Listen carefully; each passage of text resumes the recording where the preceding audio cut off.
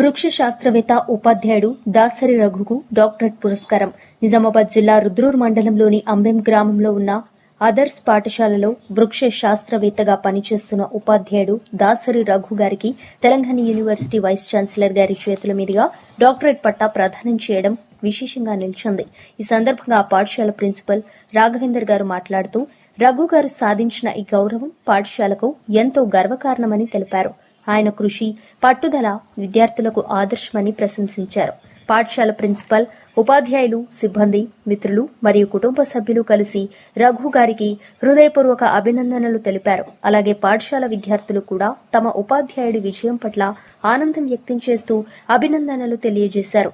ఈ విజయాన్ని మరింత ఉత్సాహంగా జరుపుకోవాలని ప్రిన్సిపల్ మరియు ఉపాధ్యాయులు కోరుతూ రఘు గారు భవిష్యత్తులో ఇంకా ఎన్నో విజయాలు సాధించాలని ఆకాంక్షించారు. నమస్కారం. నేను కుక్కర్ని రాఘవేందర్, మోడల్ స్కూల్ అంబం పాఠశాల ప్రిన్సిపాల్ని.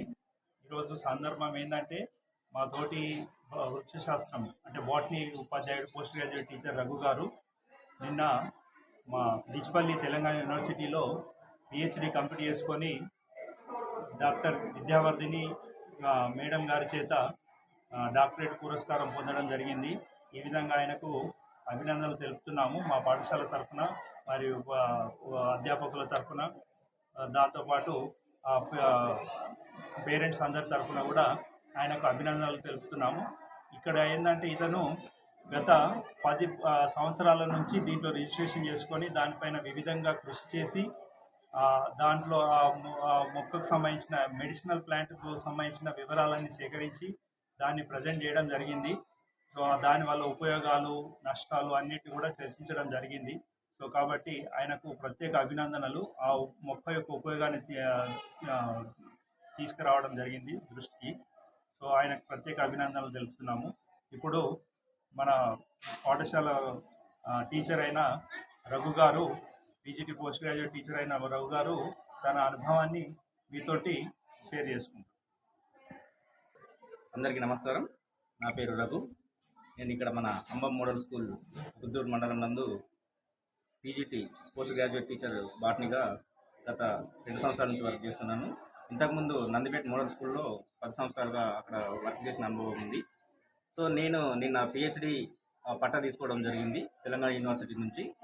నేను ప్రత్యేకంగా కృషి చేసిన ప్లాంట్ ఏంటంటే, నేను చేసిన వర్క్ ఏంటంటే థియోమ్ గైనోన్రా, థియోమ్ విస్కోసా అనే 2 చెట్లు.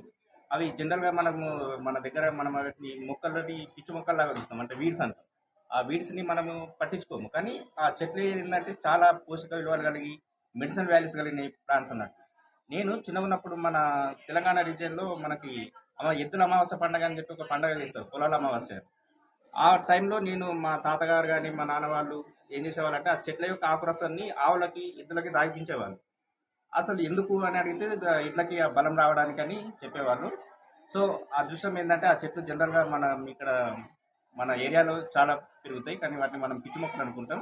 వాటిని సేకరించి వాటిపైన అసలు ఎటువంటి పోషకాలు విలువలు ఉన్నాయి, దాంట్లో మెడిసినల్ వాల్యూస్ ఏమున్నాయి అనేది కృషి చేసి వాటిలో ఉన్న ఇంకా సెకండరీ మెటబాలైట్స్ అంటాం, ఔషధ విలువలు చాలా ఉంటాయి వాటిలో. వాటిని పెంచడానికి నేను కొన్ని హార్మోన్స్ యూజ్ చేసి, ఆ హార్మోన్స్ కూడా ఏంటంటే ప్లాంట్స్ నుంచి సేకరించిన హార్మోన్స్ యూజ్ చేసి మనం ఆ చెట్లలో ఆ విలువలు అనేది అంటే మెడిసినల్కి వాల్యూస్ ఏవైతే బయోమాలిక్యూల్స్ ఉంటాయో వాటిని ఇంకా పెంచడం జరిగింది. సో దీనికి గాను గత 8 సంవత్సరాలుగా నిరంతరంగా కృషి చేసి దాంట్లో ఉన్న పోషక విలువలు, మెడిసినల్ వాల్యూస్ని బయటకు తీసుకురావడం చేయడం జరిగింది. దీనికి గాను నిన్న తెలంగాణ యూనివర్సిటీ నుంచి నాకు ప్రత్యేకంగా డీన్ సంపత్ సార్ గారు, మరి మా గైడ్ ప్రొఫెసర్ విద్యావర్ధిని గారు, వీళ్ళంతా అవార్డు ఇవ్వడం జరిగింది.